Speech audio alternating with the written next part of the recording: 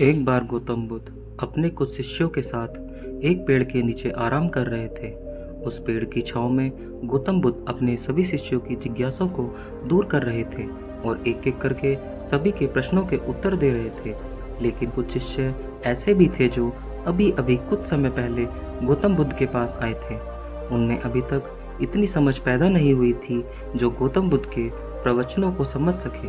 गर्मियों का समय था, सूरज अपने चरम पर था और चारों तरफ धूप ही धूप थी। लेकिन उस पेड़ के कारण गौतम बुद्ध और उनके सभी शिष्य आराम से छांव में बैठे हुए थे। इतने में ही बुद्ध के एक शिष्य की नज़र एक बूढ़े व्यक्ति पर पड़ती है जो पेड़ के पास से ही गुजर रहा था। वह शिष्य उस व्यक्ति को देखकर अचानक से हंसने लगता है। उस बूढ़े व्यक्ति की उम्र बहुत ज़्यादा हो गई थी, जिसके कारण उसकी कमर मुड़ी हुई थी। उस व्यक्ति के हाथ में लकड़ी का एक डंडा था, जिसका सहारा लेकर वह बूढ़ा व्यक्ति अपनी मंजिल तक पहुंचने का प्रयास कर रहा था। उस बूढ़े व्यक्ति के शरीर में केवल हड्डियों का ढांचा मात्र ही बचा था।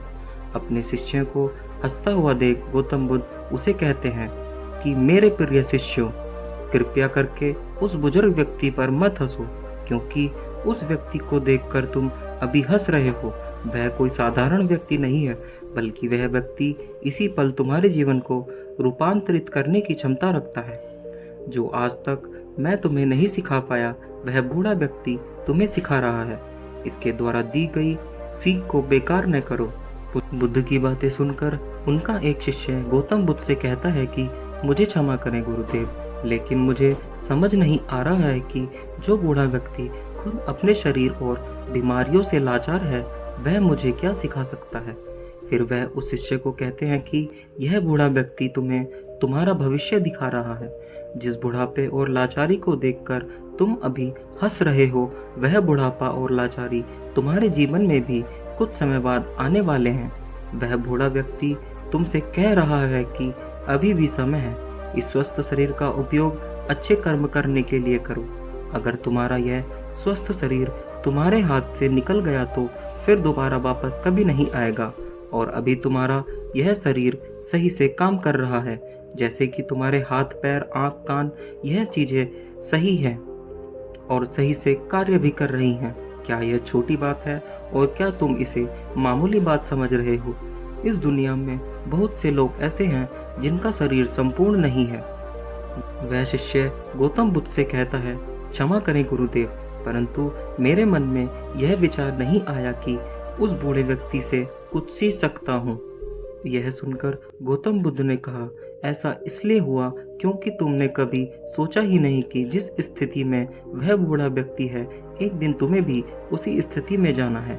तुम्हें ऐसा लगता है कि जिस बुढ़ापे और लाचारी का सामना वह बूढ़ा व्यक्ति आज कर रहा है, तुम उसका सामना कभी नहीं करोगे, इसलिए तुम उस बूढ़े व्यक्ति को देखकर हंस पाए। तुमने सच्चाई को नज़रअंदाज किया। अगर तुम सच्चाई को देख लेते तो चाह कर भी कभी उसका मजाक नहीं बना पाते। तो दोस्तों, आज जो लोग भी इस कहानी को सुन रहे हैं, हो सकता है कि आप लोग बड़ी बड़ी समस्याओं में हों, या हो सकता है कि आप परेशानियों में हों, लेकिन फिर भी एक बात का हमेशा ध्यान में रखना कि जब तक आपका स्वास्थ्य ठीक है, तब तक आप किसी भी बड़ी से बड़ी समस्या से बाहर आ सकते हैं। आप कठिन परिश्रम करके गहराइयों से ऊपर आ सकते हैं, चट्टानों के बीच रास्ता बना सकते हैं, नदियों के ऊपर बड़े बड़े पुल बना सकते हैं, अपने जीवन में आने वाले हर कठिनाइयों को पैरों तले कुचल सकते हैं। लेकिन जैसे ही हमारा शरीर हमारा साथ छोड़ने लगता है, उस समय हम लाचार और कमज़ोर हो जाते हैं। गौतम बुद्ध कहते हैं कि हमारा स्वास्थ्य ही हमारा सबसे बड़ा उपहार है जो इस प्रकृति से हमें मिला है, इसलिए इसका सही उपयोग करें और इसे अच्छे कार्यों में लगाएं। ताकि ताकत एक बहुत बड़ी जिम्मेदारी है जिसका सही इस्तेमाल दुनिया को बदल सकता है। आप इसके सही इस्तेमाल से लोगों की ज़िंदगी बदल सकते हैं, उनके जीवन में खुशियां ला सकते हैं। तो दोस्तों, यह थी आज की कहानी। यह कहानी आपको कैसी लगी हमें कमेंट सेक्शन में ज़रूर बताएं। मिलते हैं अगली वीडियो में नई कहानी के साथ। तब तक के लिए अपना ध्यान रखें।